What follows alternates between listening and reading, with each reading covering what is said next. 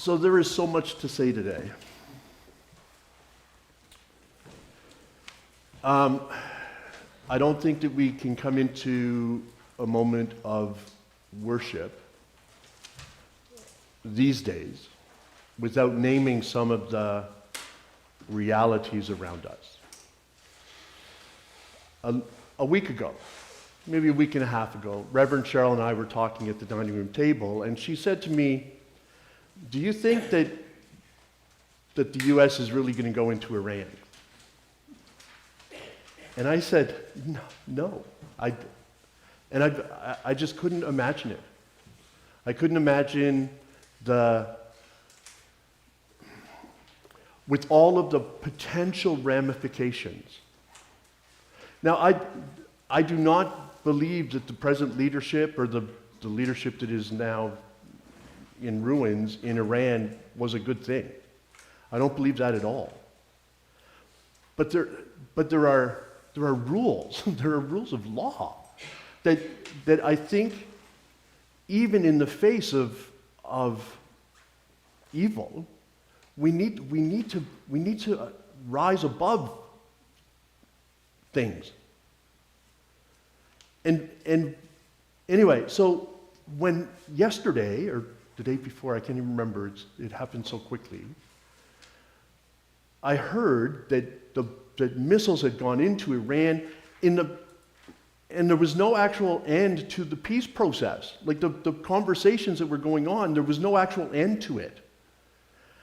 And then now the talk is, well, remember not too long ago the talk of going into Greenland, and now the talk is about going into Cuba, and the talk of going, like the talk that started and then ended up with going into Venezuela. And I don't know about you, but I am offended and I am terrified. Because who knows where this, if this, when this ends. And I will say, and the reason I thought that I had to start with this is because in the psalm we read today, it talked about the protector of Israel. And we need to read these pieces in context. Reverend Cheryl, and every once in a while I talk about that, keeping things in context. The psalm is not talking about something that ends up looking like what we are presently living in. That is not what the psalm is talking about. And we need to, if we're going to use the psalms to justify something like that, then we need to do all kinds of mental faith gymnastics in order to make that work. Because it doesn't. Okay.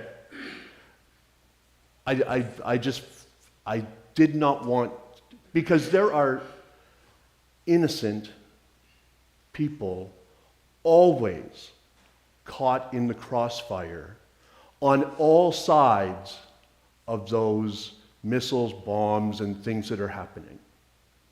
School children in Tehran,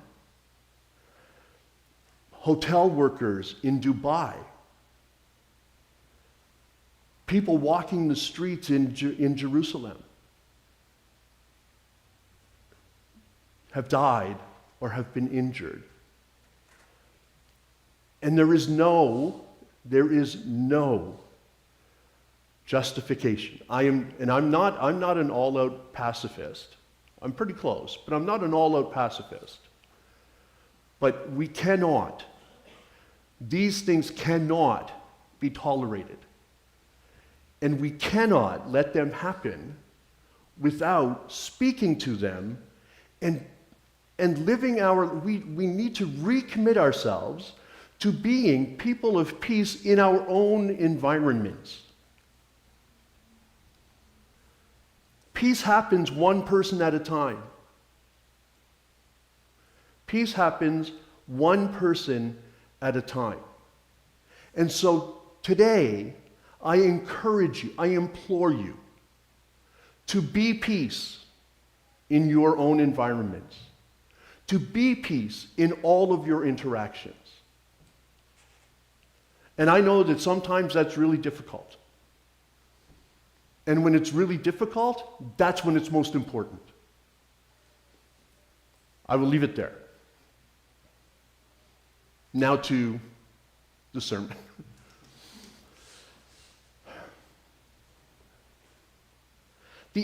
So most places, and at other times I would have taken the easy road out, and I would have preached on John 3:16. John 3:16, it's a complicated reading, but it's easy, right? I mean, watch any sports event and watch the Super Bowl and look behind the end zones, and someone is sitting there somewhere with a sign that says John 3:16. And when people hold up that sign, John 3:16, they think that they know what they're talking about. And Nicodemus, when Nicodemus went to talk to Jesus, Nicodemus thought he knew what he was talking, what was going to happen. You are a teacher, obviously come from God. Obviously come from God, because nobody could say and do the things that you say and do if that were not so. Wow, what a great statement of faith. The question is, so what? So what? Because Jesus then goes on to start a teaching. And the teaching is, I think, after 2,000 plus years of exegesis and study and people kind of extrapolating and preaching on it, as I'm doing right now, we think we have a sense of what that means, what the teaching means, right? So unless you are born of the Spirit. And so we talk about, being born of the Spirit. We talk about the Spirit being present with us and moving among us and inspiring our dialogues and inspiring our ministries. So we think, and I would say that at a rudimentary level, we have an understanding of the Trinity and the role of the Spirit in the Trinity and how we interact with God and how we interact with the Spirit. That seems to be, I think we've got it a little bit. But the challenge comes from, so if I say that Jesus is Lord, and if I say that God, who created everything, continues to create and continues to work, then why is it so difficult for, in the scripture passage, Nicodemus and us to really believe? To really believe. Jesus says to Nicodemus, I'm talking to you about these earthly things, and you don't believe. So earlier he says understand, but here Jesus says believe. You don't believe. And what is it that stops Nicodemus, and what is it that stops us from fully believing? And I got to tell you, I've been doing a whole lot of soul searching lately around this kind of a question. And I've told you before, actually a few times over the last little while, that I have some favorite Christian artists, musicians, and Zach Williams being one of them. And he sings a song called "Fear is a Liar." Because fear tells us all of these things that stop us from fully believing, or from fully acting out, or acting from our place of belief. And that's what I think it is. That's where I've landed over this last little while, is fear. Nicodemus was afraid of what are the implications if we believe? And here's the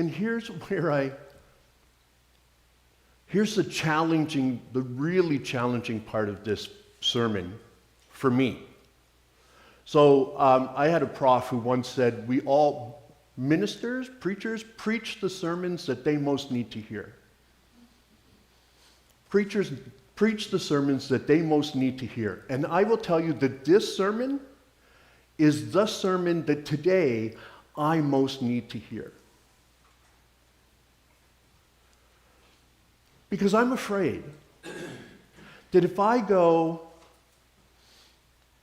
I open my life fully to God, if I allow God to be God in my life, that things are not going to turn out the way I want them to. Right now, you all know that we are in the midst of the process of purchasing a property. And we've run into some roadblocks, and the roadblocks have caused some time delays, and so we're still there somewhere. We're in this liminal time of not. It's going to happen, but it hasn't happened yet, and I have faith that it's going to happen. But I want it to happen 6 months ago. Right? I want it on my time. Now, Brian McCooey, not Brian Brown, Brian McCooey, who is the person who owns the property where we presently are, Brian's this funny guy, right? He's been so good to us, so good to me, and the Embrace Center. Such an understanding. Anyway, last week he was pulling into the driveway, into the parking lot behind the center as I was walking to my van. And he says, so as he's driving in, we don't roll down windows anymore, right? He pushed the button and the window goes down. And he says, Bill, do you have a couple of minutes? And I go, sure.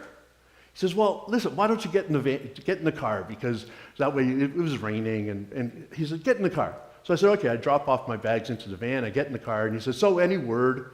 And I'm like, so I'm telling him, yeah, so we thought that this was happening, but it's not happening, and this is happening now. And so I said, but I apologized to him. I said, Brian, I'm really sorry, because I've given him mixed messages for the last 6 months. And he says to me, Bill, don't worry about it. I'm not in any rush. And I said, yeah, but I want it to be done now. He goes, and this killed me. He says, Bill, it's on God's time. And I was like, what? He says, Bill, it's on God's time. And I'm like, how many times have I said that to somebody? And now somebody's actually saying it to me, that I'm supposed to wait for God to, I'm supposed to work on God's time about this. He says, when it finally happens, and he said, I'm pretty sure it's going to happen. And yet, he said, when it happens, you're going to know why it took this long. Oh. But he's right. He's right. If I truly believe that what I am doing, and I do, by the way, if I truly believe that what I am doing is working towards a world more just, more equitable, a world more gospel, then it'll happen. And I have to remind myself, it's not the good news of Bill. Right? It's not the good news of Bill. It's the good news of Jesus Christ. It's the good news of Jesus Christ that I get to share. I get to proclaim it, right? So the Gospel of Mark is the good news of Jesus Christ according to Mark. So we get to share the good news of Jesus Christ. But if we're sharing the good news of Jesus Christ, then we're doing it because we believe that Jesus came and showed us a way, then I have to commit to the way. And sometimes the way doesn't unfold the way I want it to. And that terrifies me. Yesterday I was having a conversation, and at the end of the conversation someone said, well, you've just fixed the world. And I'm like, if I had the chance, if I had the chance, I could fix the world in a day. And God's like up there laughing at me, right? Like because I think that, but that's not true. I can make the world Bill's world, but it's not Bill's world. But when I admit that, it terrifies me. And in my fear, I hold back. I hold back a little bit of my commitment. I hold back a little bit of my trust.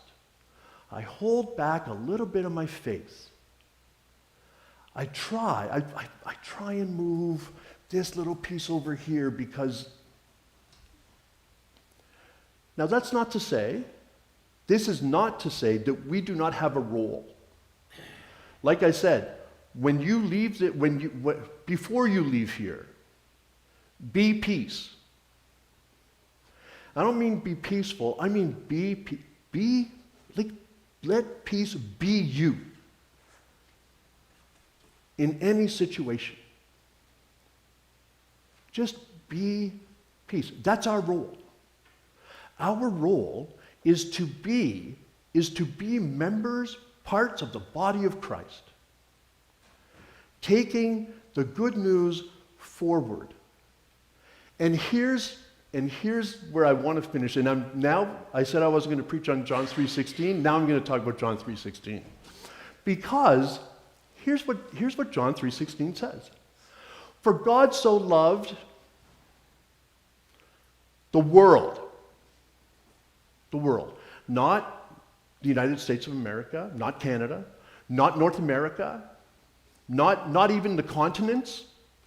God loved the world, and God loved the world so much that God sent God's Son not to condemn it, but to save it. And how is the world saved?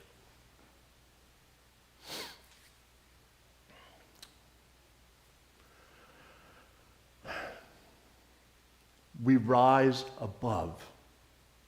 Jesus shows us a way to rise above our fear. To rise above our fear of everything around us.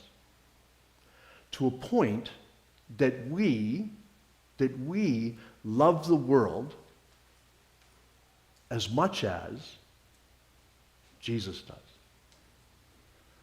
As much as God does.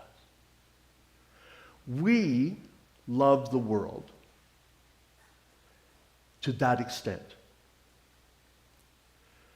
And if we truly love the world to that extent, then we lose the right and the opportunity to say, they did something wrong to me, so now I get to retaliate. They did something wrong to me, so I get to retaliate. Why do we lose that right? Because we are called to forgive. So love moves to forgiveness, and forgiveness, how many times? Once? 7?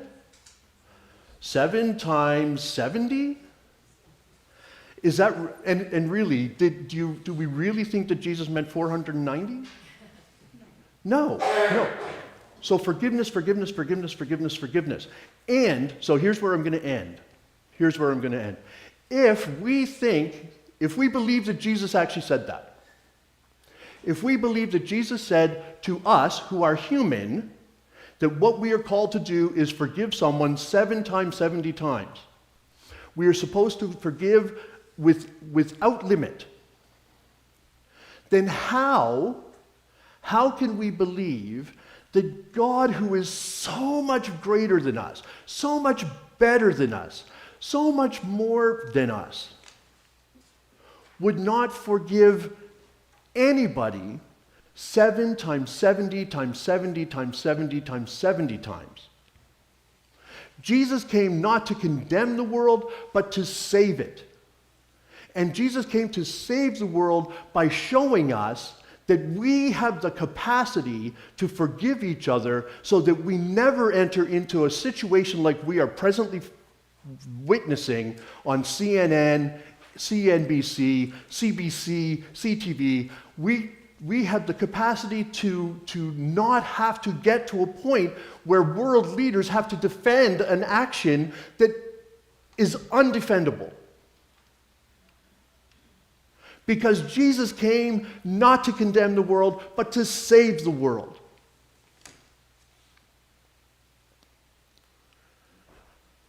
And it is on God's time. It is on God's time. And I have to have faith in that. I have to believe that. I have to believe that it is in God's time. But I also believe, I can't say I know, I would love to say I know, but but I also believe that we have a hand in it. We have a hand in it. If we choose not to love, if we choose not to forgive, if we choose to take the darker road, then we delay God's time. Go from this place and be love, because God so loved the world that he sent Jesus not to condemn it, but to save it. And we